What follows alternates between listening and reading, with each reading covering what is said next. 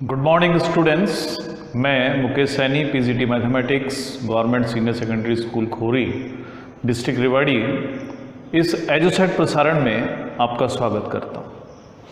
प्यारे बच्चों, अभी तक हम इंटीग्रेशन के बहुत से तरीके सीख चुके हैं। शुरुआत में हमने डायरेक्ट आइडेंटिटीज़ पर बेस्ड फंक्शंस के इंटीग्रेशन करे, उसके बाद हमने सब्स्टिट्यूशन मेथड सीखा, उसके बाद हमने ट्रिग्नोमेट्रिक फंक्शंस के इंटीग्रेशन सीखे, फिर स्पेशल टाइप के जो इंटीग्रेशंस थे वो हमने किए, और पिछली एक्सरसाइज में हमने पार्शियल फ्रैक्शंस की हेल्प से इंटीग्रेशन करना सीखा था। अभी तक ऐसी कोई सिचुएशन नहीं आई है जहाँ पर हमें दो फंक्शंस के मल्टीप्लिकेशन का इंटीग्रेशन करना पड़े या दो फंक्शंस के डिवीज़न का इंटीग्रेशन करना पड़े। अगर कभी ऐसी सिचुएशंस हमारे पास आती हैं तो उनका इंटीग्रेशन हम कैसे करें, ये हम आज सीखेंगे। तो इसके लिए हम एक छोटा सा एग्जाम्पल लेकर शुरू करते हैं। जब दो फंक्शंस का मल्टीप्लिकेशन दिया जाए और हम कितनी भी कोशिश कर लें और वो दो फंक्शंस ख़त्म ना हो, फंक्शंस मल्टीप्लाई में या डिवीज़न में बने रहें, तो ऐसी सिचुएशन में हमारे पास एक ही तरीका रह जाता है जिसे हम कहते हैं इंटीग्रेट करने का, इंटीग्रेशन बाय पार्ट्स। तो पहले हम इंटीग्रेशन बाय पार्ट्स के बारे में सीखेंगे कि इंटीग्रेशन बाय पार्ट्स का क्या मीनिंग है, कैसे इसको करते हैं। इंटीग्रेशन बाय पार्ट्स, अगर हमें दो फंक्शंस दिए जाते हैं, मान लेते हैं u और v दो फंक्शंस हैं और दोनों x के फंक्शंस हैं और हम इनको इंटीग्रेट करना चाहते हैं, तो इन फंक्शंस को इंटीग्रेट करने का तरीका ये होगा कि इनमें से एक फंक्शन हम एज इट इज़ रख लेते हैं और दूसरे का इंटीग्रेशन कर लेते हैं, मल्टीप्लाई कर लेते हैं। उसके बाद में जो पहला फंक्शन u हमने लिया था उसका डिफरेंशिएशन करते हैं, और जो सेकंड फंक्शन था जिसका इंटीग्रेशन हमने पहले ही फाइंड कर लिया था, उस इंटीग्रेशन से du/dx को मल्टीप्लाई करते हैं। तो ये जो प्रोडक्ट आता है इस पूरे का एक बार हम फिर इंटीग्रेशन कर लेते हैं। तो इस तरीके से जब हम किसी फंक्शन का इंटीग्रेशन करते हैं तो इसे कहते हैं इंटीग्रेशन बाय पार्ट्स।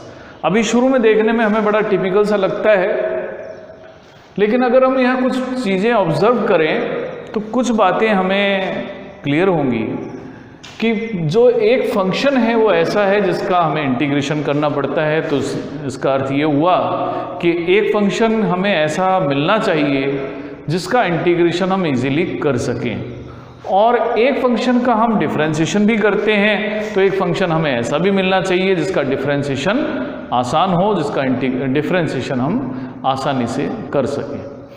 तो इंटीग्रेशन बाय पार्ट्स से इंटीग्रेट करते समय हमारे मेथड की सफलता इस बात पर निर्भर ज़रूर करेगी कि हमने ये जो फंक्शंस का सिलेक्शन किया है वो समझदारी से किया है या नहीं। पहला फंक्शन हमेशा हमें ऐसा चूज़ करना चाहिए जिसका डिफरेंशिएशन आसानी के साथ हो जाए, और दूसरा फंक्शन हमें ऐसा चुनना चाहिए जिसका इंटीग्रेशन आसानी के साथ हो जाए। एक छोटे से एग्जाम्पल से हम शुरू करते हैं। अगर मैं एक छोटा सा एग्जाम्पल ले लूँ कि x इंटू e⁻x का इंटीग्रेशन करना हो। अब ये दोनों ही फंक्शंस ऐसे हैं जिनके डिफरेंशिएशन और इंटीग्रेशन दोनों ही आसान।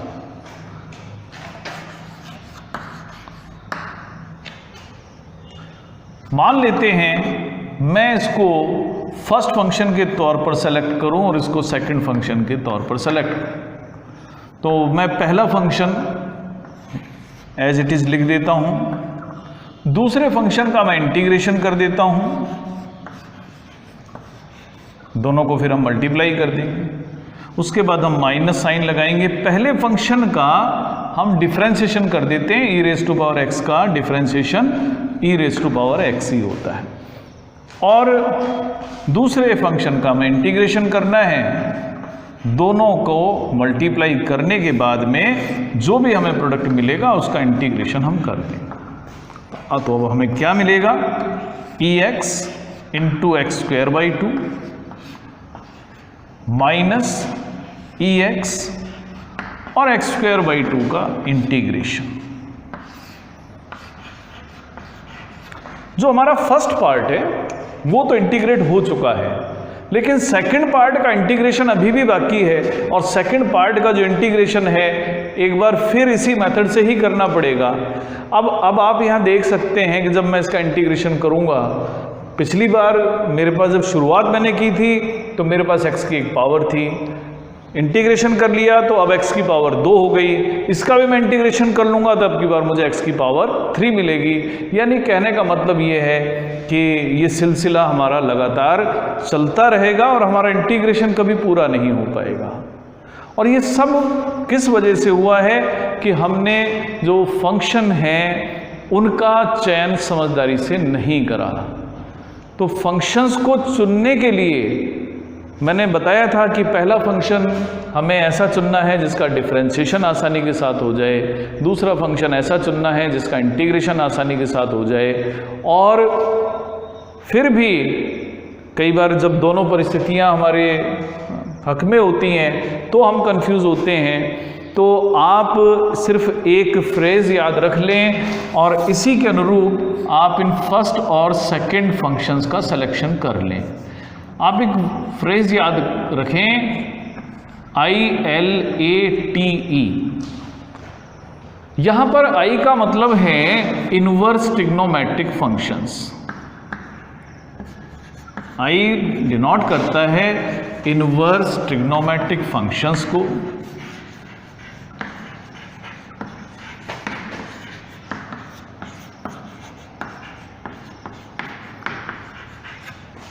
L डिनोट करेगा लॉगरिथमिक फंक्शंस को।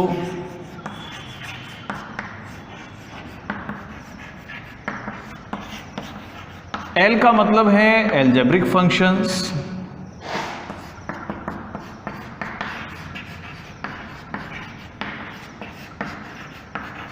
T का मीनिंग है, T डिनोट करता है ट्रिग्नोमेट्रिक फंक्शंस को।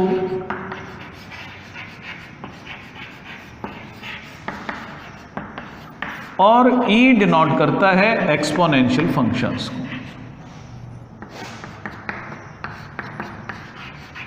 तो इस फ्रेज में जो भी लेटर पहले आ जाए हमें फर्स्ट फंक्शन उसी को चूज करना चाहिए। यानी अगर किसी भी क्वेश्चन में, किसी प्रॉब्लम में इनवर्स ट्रिग्नोमेट्रिक फंक्शन और एक्सपोनेंशियल फंक्शन दोनों अपीयर होते हों तो इनवर्स ट्रिग्नोमेट्रिक फंक्शन को आप फर्स्ट फंक्शन लेंगे, एक्सपोनेंशियल फंक्शन को सेकंड फंक्शन लेंगे। अब यहां देखते हैं, यहां मेरे पास दो टाइप के फंक्शंस थे। x एल्जेब्रिक फंक्शन था जिसे हमने a से डिनोट करा, और ex एक्सपोनेंशियल फंक्शन है। इस फ्रेज के अनुसार a e से पहले अपीयर होता है, इसलिए आप एल्जेब्रिक फंक्शन को फर्स्ट फंक्शन के तौर पर चुनते तो इस तरह की दिक्कत हमें नहीं आती। अब इसको हम दोबारा इंटीग्रेट करके देखते हैं। यही क्वेश्चन है x into e raise to power x को इस बार हम क्रम बदल दें। तो अगर मैं फर्स्ट फंक्शन x को ले लूं और second function e raise to power x को लूं तो कैसे इंटीग्रेट करेंगे। पहला फंक्शन x हम एज इट इज लिख लेते हैं, दूसरे फंक्शन का हम इंटीग्रेशन कर लेते हैं। उसके बाद पहले फंक्शन का हम डिफरेंशिएशन करेंगे। x का x के रेस्पेक्ट में डिफरेंशिएशन सीधा लिख सकते हैं, 1 होगा। उसके बाद सेकंड फंक्शन का integration e raise to power x का इंटीग्रेशन करेंगे और जो प्रोडक्ट आ जाएगा दोनों का उसका एक बार फिर x के रेस्पेक्ट में इंटीग्रेशन करेंगे। तो क्योंकि आप जानते हैं e raise to power x का integration e raise to power x ही है, minus e raise to power x का integration e raise to power x ही होगा। और e raise to power x का इंटीग्रेशन क्योंकि e raise to power x ही होता है तो अब हम इसको कंप्लीट कर चुके हैं, यही इसका इंटीग्रेशन भी है। तो अब आपने देखा कि अगर हमने सिलेक्शन समझदारी से करा है तो हम इंटीग्रेशन आराम से कर पाए। अगर हमने सिलेक्शन ऑफ फंक्शन सही नहीं किया तो हो सकता है आपका इंटीग्रेशन पूरा ही ना हो पाए, समाप्ति ही ना हो पाए। तो आइए अब हम शुरू करते हैं अपनी एक्सरसाइज 7.6 और इसका हम क्वेश्चन नंबर 2 ले लेते हैं।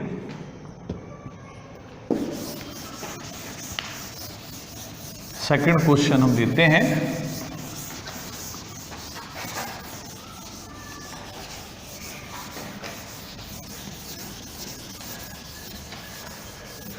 सेकंड क्वेश्चन है x into sine 3x। Integration हमें इसका करना है। यहां दो फंक्शन आप पहचान सकते हैं x इंटू साइन 3x में। दो प्रकार के फंक्शन हैं, पहला है एल्जेब्रिक फंक्शन और दूसरा है ट्रिग्नोमेट्रिक फंक्शन। और अगर हम फ्रेज इलेट को याद करें तो a पहले अपीयर होगा, इसलिए आप फर्स्ट फंक्शन के लिए x को चुने, सेकंड फंक्शन के लिए साइन 3x को चुने। अब हम इंटीग्रेशन शुरू करते हैं। हमारा first function as it is रख लेते हैं, दूसरे फंक्शन का इंटीग्रेशन कर देते हैं और दोनों को कर देते हैं मल्टीप्लाई। उसके बाद में माइनस साइन लगाते हैं, पहले फंक्शन का डिफरेंशिएशन करते हैं क्योंकि x का डिफरेंशिएशन x के रेस्पेक्ट में ही करना है जो 1 होगा। दूसरे फंक्शन का इंटीग्रेशन हम कर देंगे और इन दोनों का जो भी प्रोडक्ट आया है इसका एक बार फिर इंटीग्रेशन करें।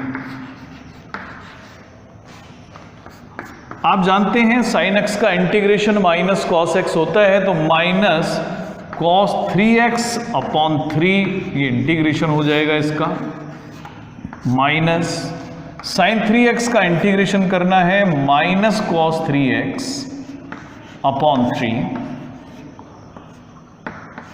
इसका फिर एक बार इंटीग्रेशन करें तो इंटीग्रेशन होगा minus x cos 3x upon 3 plus 1/3 और इंटीग्रेशन आपको करना है cos 3x का, सिर्फ वो आप आराम से कर देंगे। तो इंटीग्रेशन होगा minus x cos 3x upon 3 plus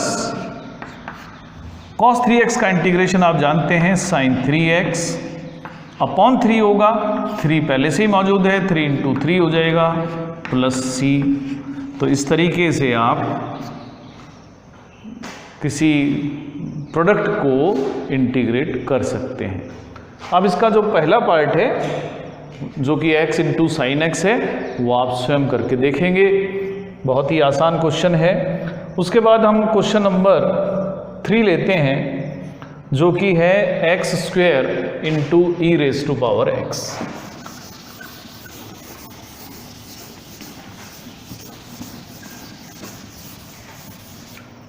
x square into e raise to power x को इंटीग्रेट करते हैं।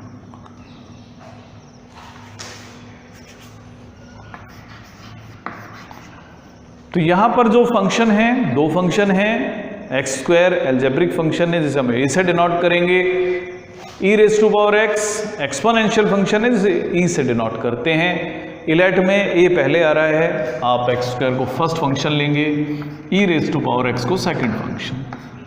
शुरू करते हैं, पहला फंक्शन एज इट इज लिखते हैं, दूसरे फंक्शन का इंटीग्रेशन हमें करना है और फिर दोनों को मल्टीप्लाई करना है। उसके बाद में जो दूसरा फंक्शन है पहला एक्स स्क्वायर, इसका डिफरेंशिएशन करेंगे जो कि 2 इंटू एक्स होगा और दूसरे फंक्शन का हम करेंगे इंटीग्रेशन। दोनों को मल्टीप्लाई करने के बाद में जो भी प्रोडक्ट आएगा उसका करेंगे हम इंटीग्रेशन। तो अब हम आगे सॉल्व कर लेते हैं। E raise to power x का integration e raise to power x ही है, -2 हम लेंगे बाहर, एक्स और e raise to power x का इंटीग्रेशन ये स्वयं ही है, तो x इंटू ई एक्स। तो पहला पार्ट जो फर्स्ट टर्म है वो इंटीग्रेट हो चुकी है, लेकिन सेकंड टर्म का इंटीग्रेशन अभी बाकी है। 2 आप बाहर रखें और x इंटू ई एक्स का एक बार फिर इंटीग्रेशन कर लें। इस बार आप इसको फर्स्ट फंक्शन लें, e raise to power x को सेकेंड लें, तो x एज इट इज।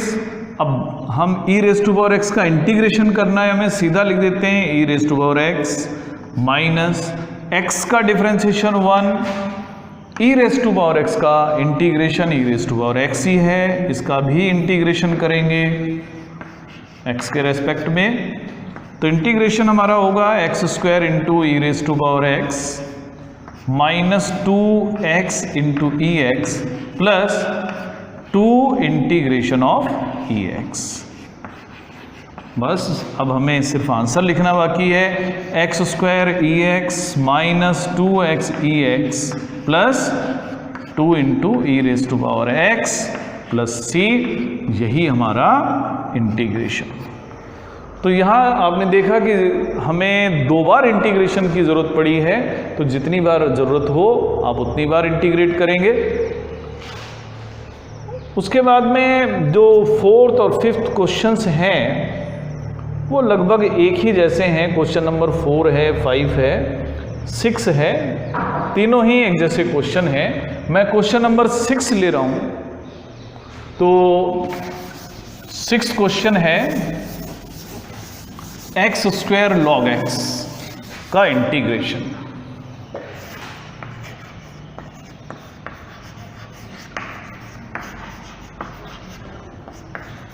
तो यहाँ पर हम देख रहे हैं एक्स स्क्वायर एक एल्जेब्रिक फंक्शन है, लॉग एक्स लॉगरिथमिक फंक्शन है, इलेट जो फ्रेज है उसमें जो लॉगरिथमिक फंक्शन है वो पहले आ जाता है एल्जेब्रिक फंक्शंस। तो इसलिए आप लॉग एक्स को फर्स्ट फंक्शन के तौर पर चुने, एक्स स्क्वायर को आप दूसरे फंक्शन के तौर पर चुने। अब हम शुरू करते हैं integration by parts. Log x हमारा फर्स्ट फंक्शन है, इसको विदाउट एनी चेंज लिखेंगे। एक्स स्क्वायर का हम इंटीग्रेशन करेंगे, उसके बाद माइनस साइन लॉग एक्स का जो डिफरेंशिएशन है 1/x, और उसके बाद में एक्स स्क्वायर का करेंगे इंटीग्रेशन। ये दोनों का जो प्रोडक्ट आएगा उसका फिर x के रेस्पेक्ट में इंटीग्रेशन करेंगे। तो ये होगा log x into x cube upon 3 minus,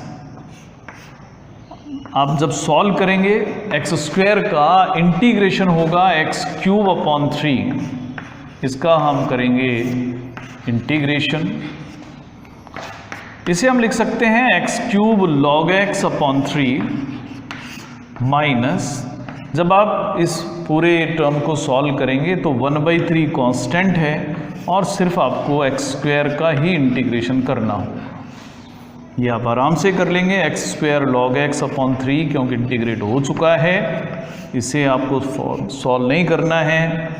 x square का इंटीग्रेशन होगा एक्स क्यूब अपॉन 3 पहले ही कांस्टेंट है और यही इसका इंटीग्रेशन कंप्लीट हो जाएगा। log x के 2 क्वेश्चन और भी हैं जिसे आप कर सकते हैं।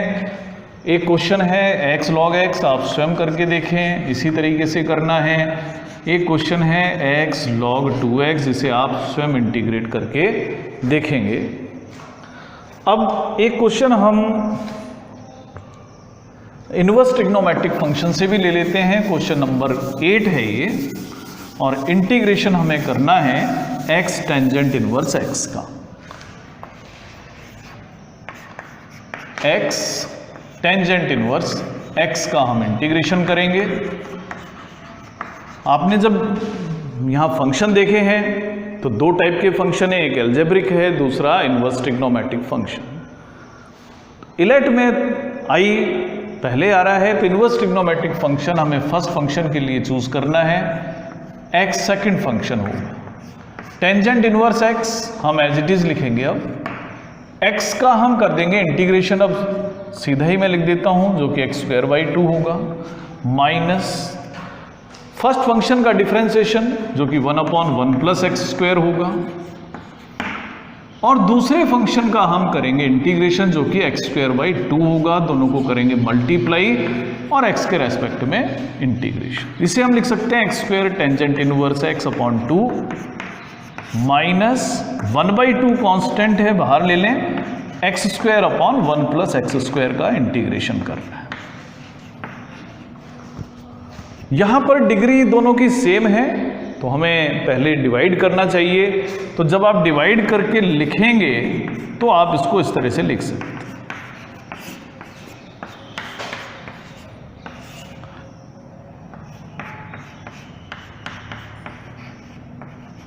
जब डिवाइड आप करेंगे 1 टाइम डिवीजन होगा, -1 रिमाइंडर बच जाएगा और इसे आप आराम से इंटीग्रेट कर पाएंगे।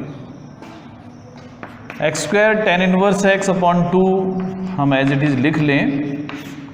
अब बारी बारी से अलग अलग इंटीग्रेट कर देते हैं। पहले 1 का इंटीग्रेशन करेंगे, 1 का इंटीग्रेशन होगा x के रेस्पेक्ट में प्लस 1/2 और अब इंटीग्रेशन करना है dx/1 + x² का, जो कि सीधा ही फॉर्मूला है। तो इंटीग्रेशन हुआ x² tangent inverse x/2 minus x/2 plus 1/2 tangent inverse x + c। तो प्यारे बच्चों, आज हमने कुछ क्वेश्चंस लिए हैं इंटीग्रेशन बाय पार्ट्स के। उम्मीद है आप अब समझ गए होंगे क्या इसका प्रोसीजर है, किस तरीके से इन फंक्शंस का इंटीग्रेशन करना है। आप आज इन क्वेश्चंस का अभ्यास कीजिए। इनके कुछ टिपिकल प्रॉब्लम्स के साथ हम अगले लेक्चर में फिर मिलेंगे। आज के लिए इतना ही, धन्यवाद।